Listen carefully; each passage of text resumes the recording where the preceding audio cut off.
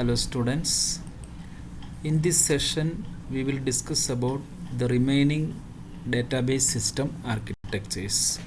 In the previous video we were discussing about the main architectures, the major architectures used with databases like centralized systems, client server systems, and the various server system architectures. Now we are having another important two categories of distributed systems which are called as the database system architectures which are called as the parallel systems and distributed systems. So today's session, first we will see about the basic idea about parallel systems. Then after that we will see the basics of distributed database systems. So let us see what is a parallel database systems. So it is a system that consists of more number of processes and more number of secondary disk, and all these devices are connected to a high speed interconnection network. So it is not like a normal personal computer system where we are having a single processor and a single disk, but in this parallel system, in order to increase the processing speed and capability, we will add more number of processes, and for more data storage we will be adding more number of disk. And in order to have communication between different processes, we will be having all these processes are connected to a high speed interconnection network. So there are two types of parallel systems. One is called as a general coarse grain parallel system, and second one is called as a fine grain parallel system. So these categories are based on the number of processes connected to the interconnection network or into the parallel system. So a coarse grain parallel system means in this parallel system it consists of a very small number of processes only. Maybe some 3 to 5 processes are connected to the parallel system. So if you are adding very few number of processes, and it can be utilized for performing some task in parallel way, so that can be called as a coarse grain parallel system. But in the case of fine grain parallel system, or it can also be called as a massively parallel system, in which we will be having thousands of processes connected in order to provide a high speed parallel operation. If we are executing or working on a very huge operation that requires more program execution and it requires more amount of data, we need to have more number of processes, not like 5 or 6 or 10. It will be having thousands of small processes that are connected together to perform some heavier task. So generally parallel systems can be divided into coarse grain parallel system and fine grain parallel system. Now when we use this parallel database system, we need to consider two performance measures. First one is the throughput and second one is the response time. So why we are adding parallel processes and disk into the system? It is of course for adding parallelism or increasing the speed of the execution of various operations. So when we increase the parallelism, of course it will affect the throughput. Throughput means the output, the number of outputs that can be produced, or it can be defined as the number of tasks that can be completed in a given time or within a given time limit. How many tasks can be completed? So if you are having a parallel architecture, we can perform more tasks within a given limited time. Now similarly, the second thing is the response time, which deals with the time taken for getting the first response. If a task is being submitted and if we are getting a response quicker, that means it is having a very low response time. Okay, so we can perform more operations within a given limited time, as well as we will get the result quicker. That is, the response time will be reduced if we are adding more number of parallel systems into the computer, into the architecture. So throughput and response time are the two performance measures to which or that are considered when we are developing a parallel database system. Now there are two constraints or two measures that can be used for evaluating the performance of a parallel system.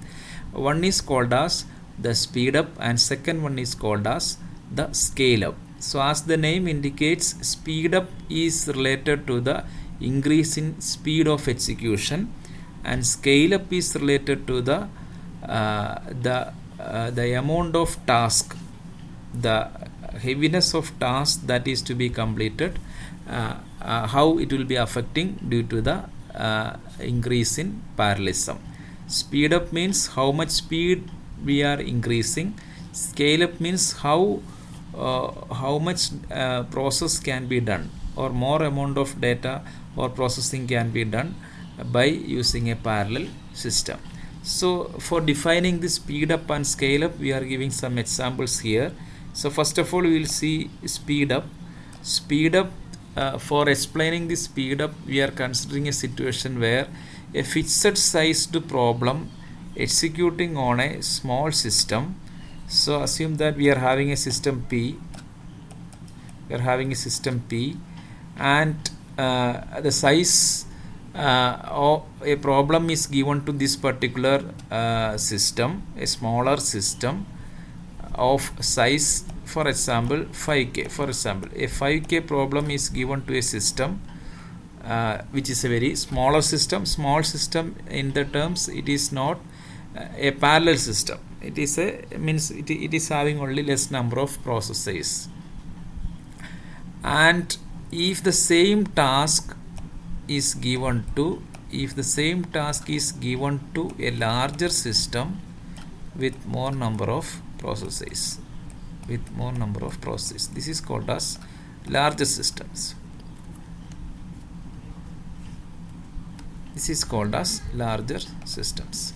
So same problem with size 5k is given to a smaller system and a larger system. By using these two concepts, so you can imagine the 5k problem given to P, this small system will take some time. The same size problem given to another system with more number of processes, what will be the difference between these two? So how we can evaluate speed up, that is the time taken for completing the task on these two systems. So we will take the small system, that is this one. Small system elapsed time, the time taken for completing this task, it can be defined as TS. It will be denoted as TS. So that is the time taken for TS. S indicates small system with less number of processes. 2 divided by, that is the large system elapsed time, that is this is the large system, the time taken for completing the task that is of same size 5k. Large system elapsed time, that is indicated as TL. So TS by TL, or TS to TL, that is the time taken for a small system to the time taken for a larger system, will define the speed up of the parallel system. So for example, the 5k problem given to the smaller system will take, for example, it will take 10 seconds to complete its task. So TS is 10 seconds divided by the time taken for completing the same task, same 5k task in the larger system. For example, it is 5 seconds. So 10 divided by 5, that is 2, which is equal to 2, will decide the speed up. That means the larger system is 2 times better than the smaller system. Now the speed up is 2 times. The speed up of larger system is 2 times than the smaller system. So that is the indication given in this speed up.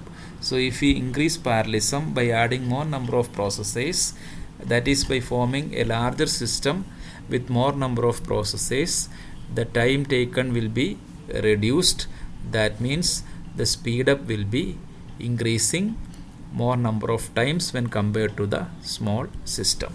That is one measure that we are usually considering when we are using the parallel system. So when we look into this particular graph, just look into this graph where we are defining speed up. So in this graph, the x-axis specifies the resources. So when we increase the number of resources, so 1, 2, 3, 4, 5, when we increase the number of resources here in this area, when we increase this number of resources, what is happening here? The speed is also increasing. Speed is also increasing. So sometimes it will be 2 times, 4 times, 8 times, etc., etc. So that you can see this graph movement. This is also increasing. So when we specify the speed up in terms of number of resources and speed, we can define 2 more terms. There will be linear speed up and sublinear speed up. So when we can call a speed up is linear, the speed up is linear means it is moving in this uniform way, in a straight way. Every time it is going in a straight way. That is called as linear. When it is linear if the speed up is equals to n. When the speed up is equals to n. For example, if the number of resources is 5 and if the number of resources is 5 and the speed up is 5 times, then the number of resources is 6, the speed up is 6 times. Number of resources is 10, speed up is 10 times. Accordingly, if it is equals to 1, that means if it is equals to n indicates n times larger system. We can call it as n number of processes are being added into the larger system. So if it is n times larger, the speed up will also be n times so every time if it is equal, that means the number of resource increase is equals to the speed up, then we can call it as a linear speed up. So this term is very important. There are 2 types of speed up. One is linear speed up, and you can see here a second category, that is sublinear speed up. So if it goes below that, if it is going below that linear straight line, we can call it as sublinear speed up. So when it will be going down to that linear line, so when it is less than, that means if the speed up is less than the number of resources. If the speed up is less than the number of, so for example, if 5 resources are there but it is 4, the speed up is 4. So if it is going down, that is it is going into the down portion of the linear. Okay, so if it is not exactly equal to the number of processes that are added into the that means if the speed is not proportional to the number of processes added to the parallel system, then we can call it as sublinear speed up. So still there is speed up, but it is not as we are expecting. It is slightly going down to the linear speed up situation. Then the second thing is the scale up. Scale up is depending on the size of the problem. It depends on the problem size. If you are having a small problem, if you increase the size of that problem, what will be the effect? On 2 situations, one is a smaller system and the second one is a larger system. So similarly here also we are having a smaller system P, and we are having a larger system with more number of processes. So this is the smaller system and this is the larger system. So scale up means increase the size of so we are considering scale up by increasing the size of the problem as well as the size of the system. So smaller system, what we are considering here is n times larger system used to performs n times larger job. So just look into the definition of scale up here. We will consider two factors. Scale up is equal to, similar to the speed up here, scale up is equal to the small system, small problem, elapsed time. So if this is a small system and a small problem with 5k is given to this particular process, what is the time? That is called as TS. The time taken for completing the task. Which task?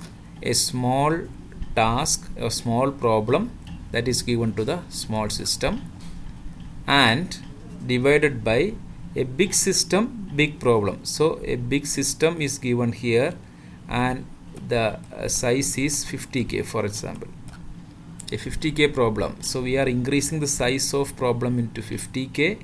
So a larger task is given to a larger machine. So big system, big problem. What is the time taken for completing that particular task? So this is without having parallel architecture, and this is the parallelism added into the system. So a small task is given to a small system, a larger task is given to a larger system. So automatically what will be the difference here?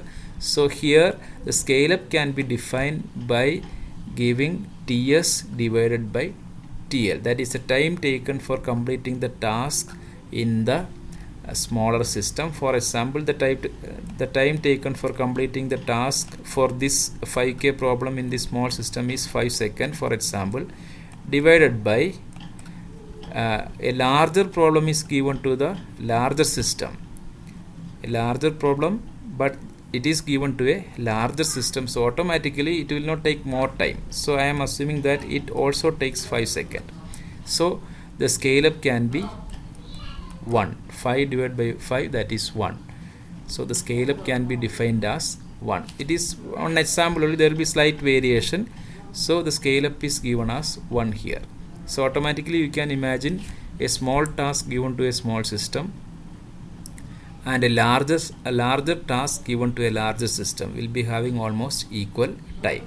So as in the previous case, here also we can mention the scale up can be defined by using this graph. Here you can see in the x-axis we are considering the size of the problem. So the problem size is taken in the x-axis here. Here we are considering the problem size. So problem size will be like 5k, 50k, etc., etc. So for 5k problem, assume the time taken is 1. So this is 1 for that is TS by TL is 1. That is the scale up is 1. TS by TL is the scale up is 1. And for 50k task, there also it is taking the time 1. So it is forming a linear line. So when we will be having a linear scale up, we will be having a linear scale up if TS is equal to TL. Both TS and TL is equal to, means TS and TL are equal. When TS and TL are equal, that means when it will be 5 second, then only it is 1, right? So when these two are equal, it will be having a linear scale up. Now if it is less than that, it will go to the sublinear type, it will go below that TS by TL value. So every time it won't be exactly same if it is equal. If the time taken for the small task in the small system is equal to the time taken for this larger task in the larger machine, if they are equal, we will be getting a linear scale up. If it is less than that, it will be a sublinear scale up. So these two points are very important when we are considering parallel database system. That is how we can define speed up. So speed up is a property added to the parallel system. Because of adding parallel architecture, we are increasing the speed. So there is a speed up due to this parallelism or adding additional devices into the existing system by increasing the size of the entire system. Similarly, scale up means by increasing the size for huge problems. we are defining a scale up so that more job can be executed by adding more number of processes into the existing system. So speed up and scale up, defining speed up and scale up, how we can define speed up, how we can define scale up, what are the factors to be considered there. We can explain, or we need to explain that by using simple examples, and also you can define the speed up and scale up in terms of these graphs given here. And in the graph you have to specify both linear speed up and sublinear speed up, and for linear scale up and sublinear scale up. I hope it is clear, speed up and scale up. Now we are having some categories of scale up. So we can divide scale up into batch scale up and transaction scale up in general. So scale up, that means increasing the size of the problem. So what do you mean by batch scale up? The size of databases are being increased and the given tasks are also larger.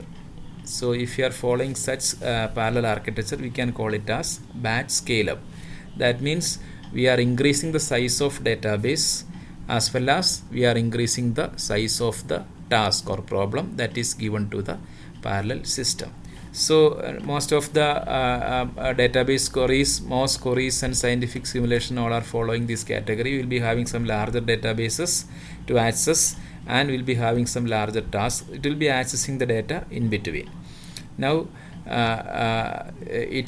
this type of scale up situation, it uses n times larger computer on n times larger problem. So for implementing this situation, we need to use n times larger computer on n times larger problem. So by increasing the size of database and by increasing the size of the problem, we can have batch scale up property. Then the second one is the transaction scale up.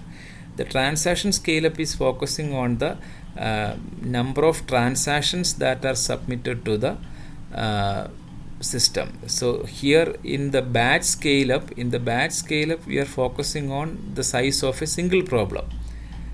But here the situation is different, where more transactions are submitted by different users. So different small queries, a number of small queries are submitted by different users to a shared database.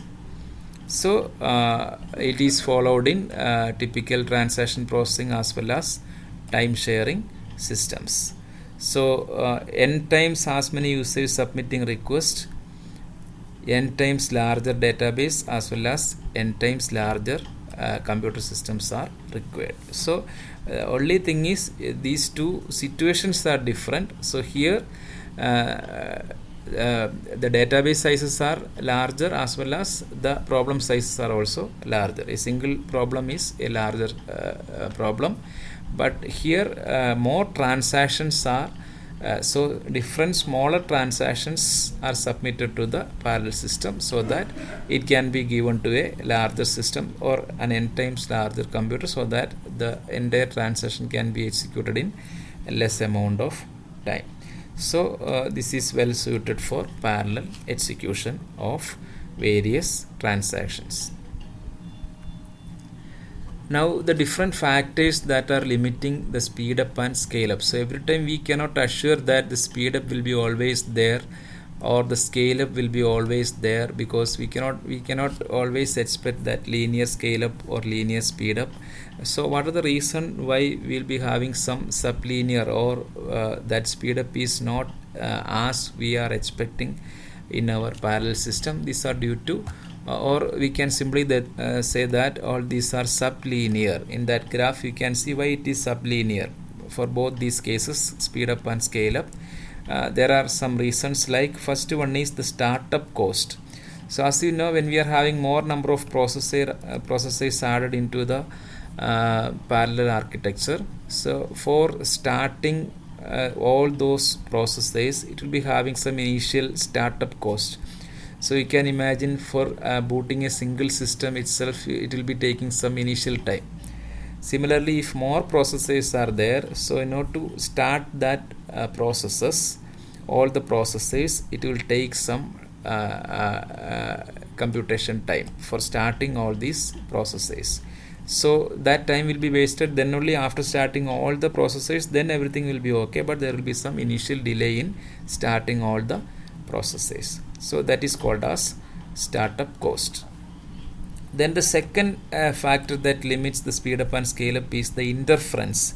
So in between the processing, there will be some requirement for other resources, like sometimes the task requires some system bus, or sometimes it is expecting some input from the disk, or sometimes it will be waiting for getting a lock, granting the lock, etc.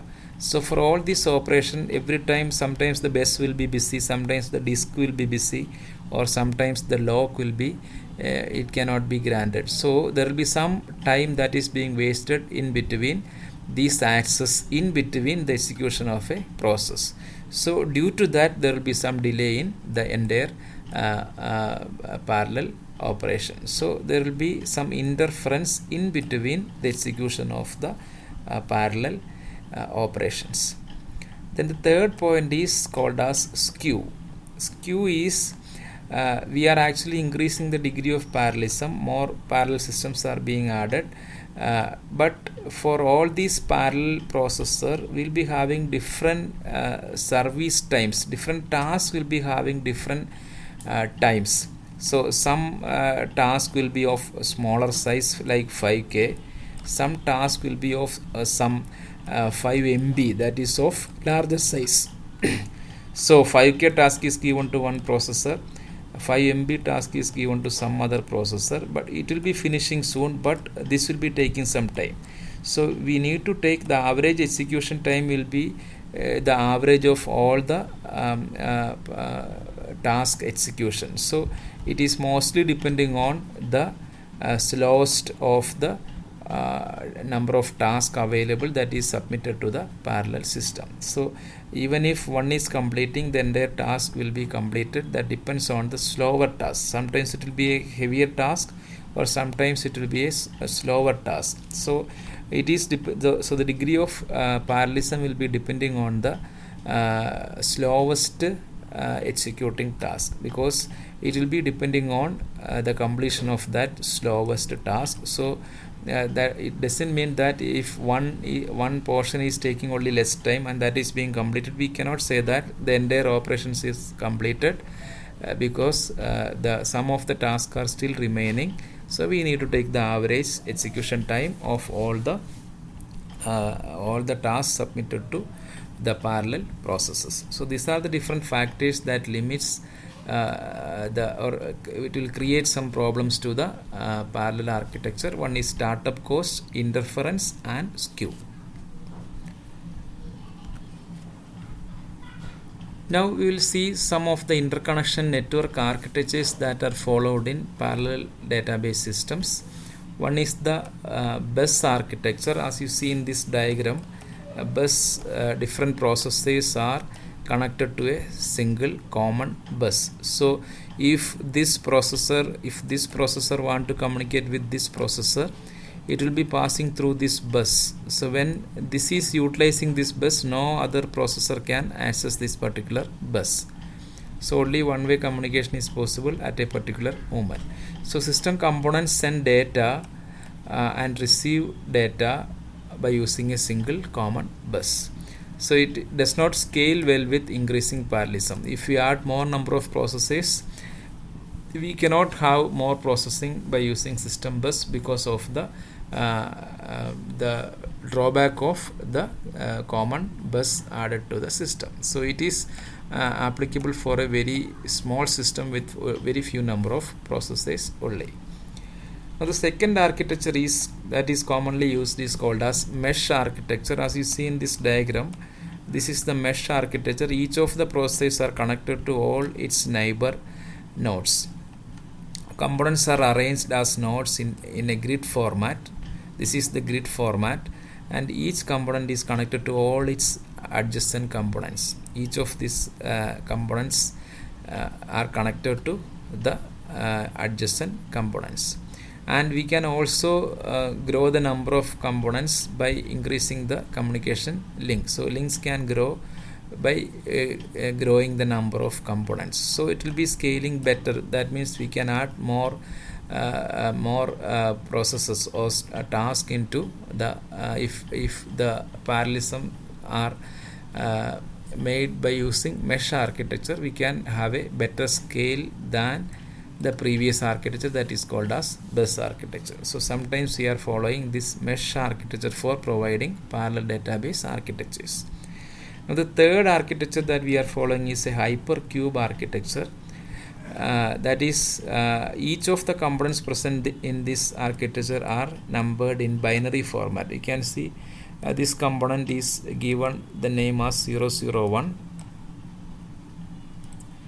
Then the next component is given as 011. This component is given as 000. So how these different components are connected? Just see here. Components are connected to one another if their binary representations differ in exactly 1 bit. So each component is given a binary number. Let us see here. So this component is given a number 111. It is connected to a component that exactly differs in 1 bit. So this is 111, this is 101. So 1 and 1, these two ones are same, middle is differing. So these two components are being connected. Then look at this one. So here it is 110 and here it is 111. So 11 is common and last bit is differing. So these two components are being connected.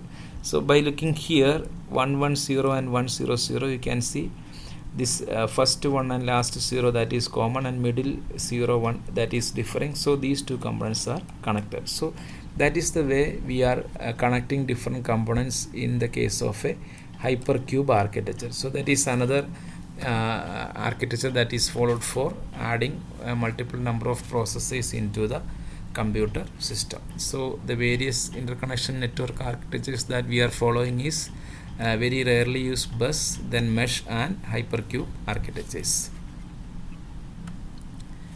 Now we will see the different parallel database architectures that we are following, that is based on the previous general architectures.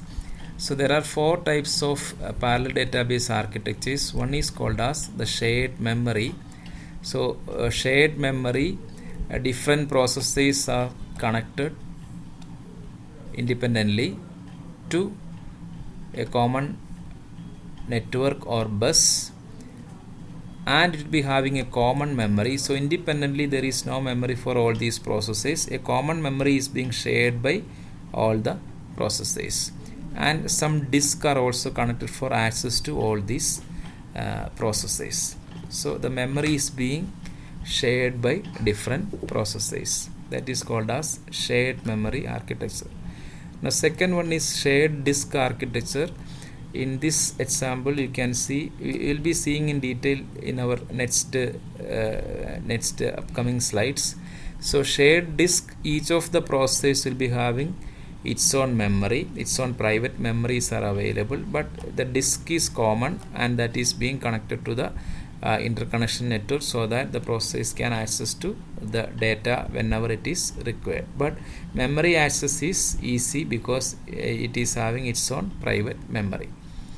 Now third one is shared nothing architecture, means each of the processor will be having its own memory and disk. So memory, private memory is there, its own data is there. Similarly all the nodes will be having its own memory and disk, and they are connected to the common network. So they are not actually sharing anything. Memory or disk, they are not being shared between different nodes. That is called as shared nothing architecture. And finally we are having a hierarchical architecture in which we are using multiple architectures that are given above. So here you can see this is a node which is connected to this network. These are 3 nodes, 3 different nodes together. If you consider these 3 nodes, independent nodes that are connected to a network, is similar to shared nothing architecture. So in this diagram the outer layer is shared nothing architecture, and within this each node we are having a specific, that is shared memory architecture here. So here also we are having shared memory architecture, here also we are having a shared memory architecture, or it can be in different also, that is, this is a shared memory architecture, this can be a shared disk architecture, or this can also be a shared disk architecture. So here we can use independently different architectures within this outer hierarchical database architectures.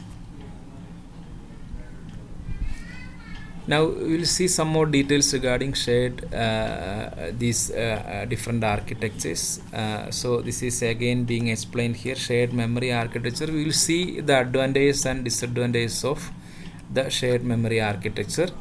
The communication is efficient between processes. So here in this shared memory, sometimes if you are using the if you are using bus, the communication is not that much better, but it can also be connected by using a high speed interconnection network. So we can have efficient communication between processes. The process can easily communicate with these processes, different processes, as well as it can collect some data as and when it is required from the common memory. Now data in shared memory can be accessed by any processor without having to move it using software. So without using any program and all, directly it is just like we are accessing a common data from a common folder. The processor can easily take the data from this particular memory area. We don't need to go for adding any program, or some software is required for accessing the memory data. The drawback of this shared memory parallel architecture is it is not scalable with larger systems, because it is commonly used with basically with 32-bit process, or it can be used with 64-bit process, but even with larger than that it cannot be used, because we cannot have more number of processes and tasks given, and that is sharing a common memory. Because when we use more number of processes, the bus or the interconnection network becomes a bottleneck, because it is sharing that common bus or network. So when we add more number of processes, it will be a difficult task to access the network for getting the memory as well as the disk content. So it is widely used for a parallel system with a small number of or lower degrees of parallelism, like 4 to 8 or maximum 8 number of processes that can be added to a shared memory architecture. Now the second one is shared disk architecture. The diagram is already that was being explained in the previous slide. Now all the processes can directly access the disk which is given common. It is by using this interconnection common network, but it will be having its own private memory. All the processes will be having its own private memory. Now the memory bus is not a bottleneck, because for accessing memory it is not required to go to some other it is not required to access this network. It can have its own local private memory. Now it also provides a degree of fault tolerance. If one of the processor fails, the task can be deputed to some other processor, so that it can have a fault tolerance. Fault can be avoided by moving the task into some other processor. So if a processor fails, the other process can take over its task, since the database is resident on at a location that are accessible from all the process, because the data is stored in this particular disk area. So any processor can easily access the data. Now some of the example database systems that followed shared disk architecture is IBM Sysplex DEC cluster. Similarly, the Oracle RDBMS, all these are supporting shared disk parallel database architecture. Now the drawback of this system is the bottleneck is for the access, the usage of a network to access the disk. If more disk access arise with these set of processes, it will be a bottleneck. So there also we are having some restriction. When we increase the number of processes into very huge amount, it will not be a better thing, because it will be having a bottleneck of accessing the disk system by using the interconnection network. Now the shared disk system can scale to a somewhat larger number of processes, but communication between processes is slower. So if we increase the number of processes, automatically the communication will be, the network communication will become slower in the case of shared disk parallel database architecture. Now when we look into the shared nothing parallel database, so the same diagram is repeated here. Shared nothing, so independent components are there, and they are connected to a communication network. It will be having its own, each process will be having its own memory and its own disk. So the node consists of processor, memory and one or more disk. The processor at one node is communicating with another processor at another node by using an interconnection network. This network is used for accessing the other nodes. Now all the nodes are acting as a server of its own data. So this is the server for this data. So if any of the processor requires this data, it will be giving an access, a request to this particular processor. So this will be acting as a server. Now this process is requiring the data from this particular disk. Now this is like a client giving a request to this server where that data resides. Now if this process is requiring for a data present in this particular processor disk, now this will be acting as a server for this particular data.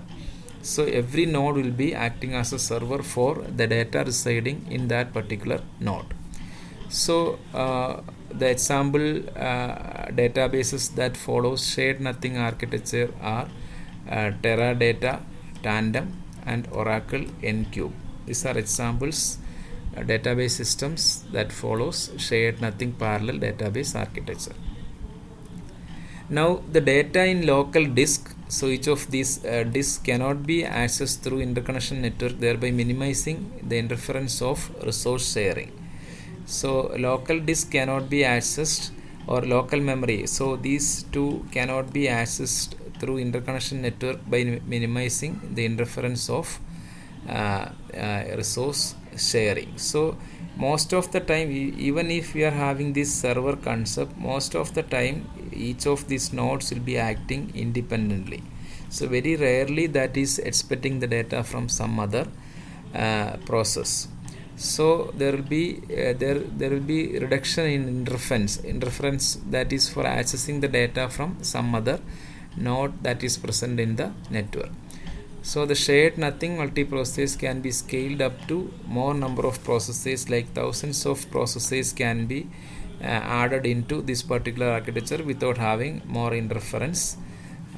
And the drawback of this system is the cost of communication, because when more nodes are connected, automatically the cost will also be increased. And non-local disk access, when local disk can be easily accessible, but non-local disk access will take some time to send a request to the corresponding server and access the data for that particular disk. So sending data involves software interaction at both ends. So directly we cannot take the data. So by using some application program here, it need to submit the request to the server, and here also it is to be processed so that the data from the disk stored in this particular node can be returned back to the client that is given the request. So that is about shared nothing parallel database architecture. Now the last one is hierarchical parallel database. As I was mentioning, so we'll be having independent nodes that are connected to another larger network. So independently it is shared memory or shared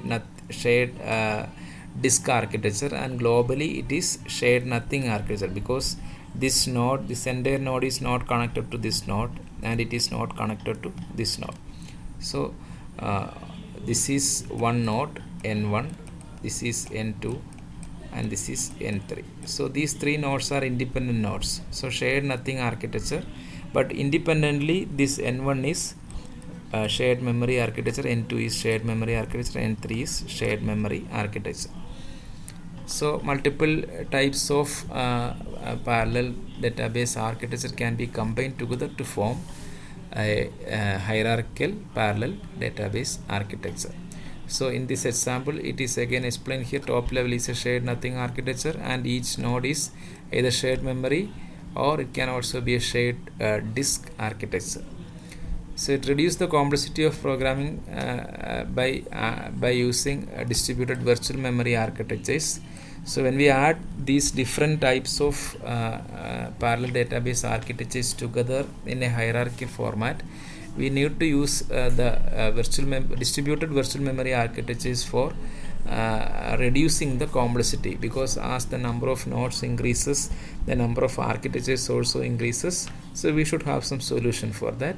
We are using distributed virtual memory architectures. Now this hierarchical database architecture is also called as non-uniform memory architecture, or NUMA, non-uniform memory architecture. So different, it is non-uniform, all are not of same type. Different types of architectures are combined together to form a single parallel architecture. So that is why it is called as non-uniform memory architecture. So that is all about parallel database systems. So these were only the basics of parallel database system. What is parallel database system? What are the different measures that is to be considered while using a parallel database system? The basic architectures and the difference between different architectures, the advantages and disadvantages of various architectures that are used for parallel database systems. So we will be seeing in detail about parallel databases when we are executing some queries and accessing some data, how these parallel databases will be processed. That will be we will be discussing in the second part of the same module, that is after the first. So after the description of all the general architectures, we will be looking in detail about the different subcategories of parallel databases and how the parallelism can be implemented inside the parallel database system. So we will see all those details in our upcoming videos.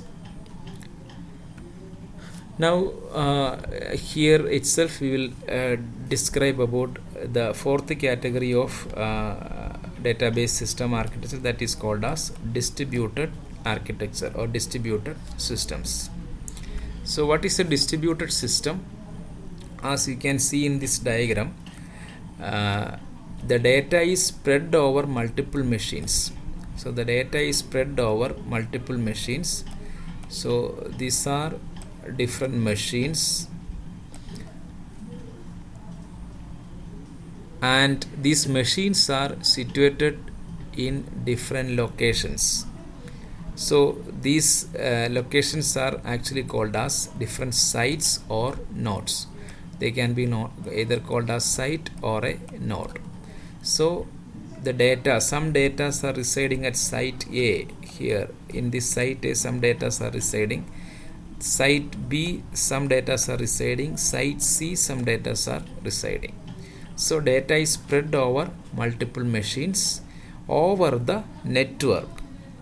Now the network interconnects all these machines.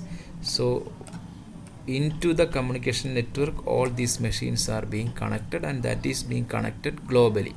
Maybe site A is residing in India, site B is residing in some other country, site B will be residing in some other country. So but some data will be here present in site A, some data are present in site B, and some data are present in site C. But from any site we can access any data that is present in any of the sites by using this interconnection network. So the communication is possible only with the support of a communication network, and the data shared by users on multiple machines. So the data from site A is being shared by site C, the data present in site B is being shared by site C, etc. From anywhere we can have access to the data present in any of these sites. Now the categories of distributed databases. First one is homogeneous distributed databases. Homogeneous distributed databases means in all the sites it is following the same software or schema. In all the sites it is following. So if it is following Oracle, if site A is having Oracle, if site A is having Oracle database, the same will be followed in site C as well as in site B. Every end will be having the same software or schema, same model will be followed, and data may be partitioned among different sites. And the goal of this homogeneous distributed database is to provide a common view of a single database by hiding the details of distribution. So the user will be unaware of the distribution of data among different sites. So from site B, if somebody is trying to access some data, for example H, that is residing site C, but site B the user doesn't know that the data is residing in H, he will be just submitting the query and he will be getting the result. So from the network automatically the distributed data, that is H, will be accessed and that is returned back to the place where the transaction was initiated. Then second category of distributed database is heterogeneous distributed databases. In heterogeneous distributed databases, every site will be having different softwares. So for example, so here it is Oracle, so here it will be using MySQL, and here it will be using some Postgres, whatever it be. Some different database softwares are used in different sites. So it is also called as a multi-database system. So multi-database system is equivalent to heterogeneous distributed databases. Only difference between the previous one is different sites are following different softwares. So the aim of this system is to integrate existing databases to provide useful functionality, because in different countries, different sites, we cannot always guarantee that they are using the common database. So they will be using their own databases, their own softwares, but when we communicate for accessing some data, we need to have some provision for getting the details even if the softwares used in different sites are different. So that provision must be given by the heterogeneous distributed database system. Now we will have a concept called as in this distributed database architecture, we will be having the local transactions as well as global transactions. So a local transaction means it utilizes the data that is present in the site from where the transaction was initiated. So in this example, if the transaction T1 that was initiated at site A will be accessing the item from the same site. So this transaction, if the transaction T1 is utilizing only the item that is residing in the same site, it can be called as a local transaction. Okay, clear. Now what is global transaction? Global transaction means if some transaction, this same transaction 1 access H locally, and it also expects some data that is present in site C, that is Y. So now it need to access Y by having a request to site C also. That means the local transaction as well as global transactions together we need to access. So whenever a site wants to access the data that is present in a global, or if it is present in a different site, it can be called as a global transaction. So it either accesses data in a site different from the one at which the transaction was initiated, or accesses the data in several different sites, or sometimes it will be accessing data from several other sites. Then it can be called as a transaction that is global transaction. Now the different trade-offs in distributed systems, we will see some advantages and disadvantages. The advantages of distributed database systems are, first thing is the sharing of data. So as the architecture indicates, we can share the data among different sites. So one site present in India can access the data that is present in another site in some other country like Canada or any other country. Then second thing is the autonomy. Autonomy means normally it is called as local autonomy. That is some freedom given to the individual site. So in this diagram itself, site C will be having its own autonomy. Means some freedom will be there for this particular site. Some freedom will be given for some operations related to the same site. So it can have its own local autonomy. Each site is able to retain a degree of control over data that is stored locally. So every site will be having its own control over the data present in that particular site. That property is actually called as autonomy, which is also called as local autonomy. Then the third advantage is, the main advantage is higher system availability through redundancy. So we'll be having a concept called as replication, through which the same data can be replicated or can be repeated on different sites, so that every time the data will be available. Even if one site fails, the data can be accessible from some other sites if the duplicate data or the redundant data is present in some other site also. So this provision is also being provided by the distributed database systems. So these are the three major advantages of distributed database system. One is sharing of data, second one is local autonomy, and third one is called as the data availability. Now when we look into the drawbacks of distributed database systems, the first one is the software development cost, because different sites, when they are using different softwares for adding or accessing data or storing data, and if they are using different application program, when the different sites need to communicate, we need to have a software that provides some uniformity. So how these different types of data can be gathered together. So we should have some provision for these type of access, different softwares to be uniformly access the data, and also for getting this data from distributed locations, we need to have some special category of operating system and all.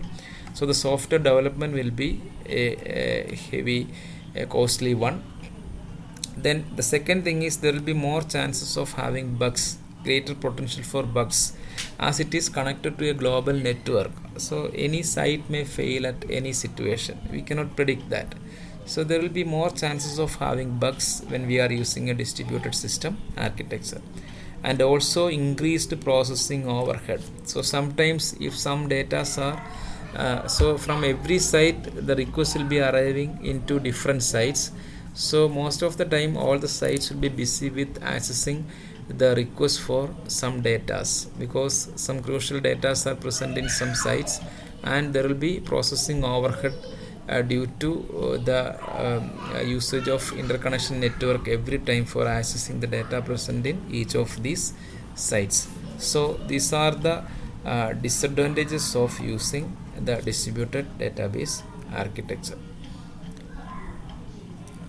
Then we will see some of the implementation issues of distributed databases. So a local database, when it is converted into a distributed architecture, there will be some general implementation issues. It can also be given as drawbacks, but it is not given as drawbacks. So these issues to be resolved by using some mechanism. So we are having some mechanisms for resolving all these implementation issues.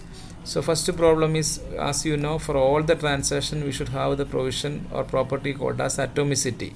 If a transaction is initiated, it must be either completed or it must be aborted in a single stretch. We cannot have a stop in between and continue from that point. So if a transaction is being initiated, it must be completed, because we cannot always predict that it will be completed in time, because the data is distributed on different sites that is to be accessed, and we cannot always predict that the data will be accessed at the same time and everything will be working in a proper way. So atomicity must be maintained. So the data must be updated in proper way. If some data is being updated, it must be done on all the replicated data as well as all the site where the data is residing.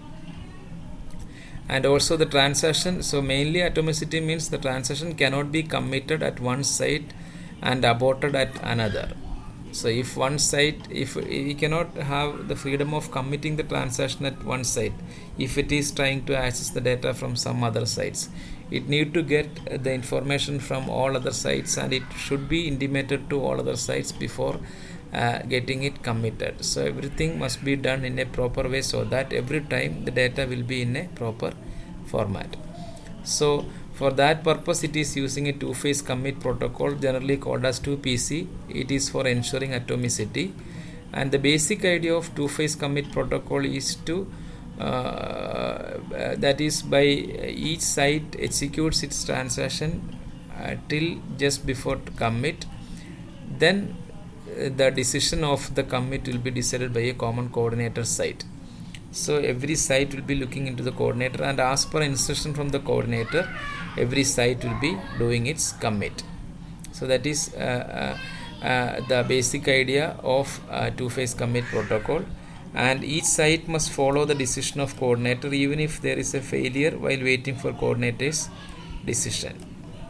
So even if there is a failure, the independent site cannot have a final decision, that is to be given by a coordinator only.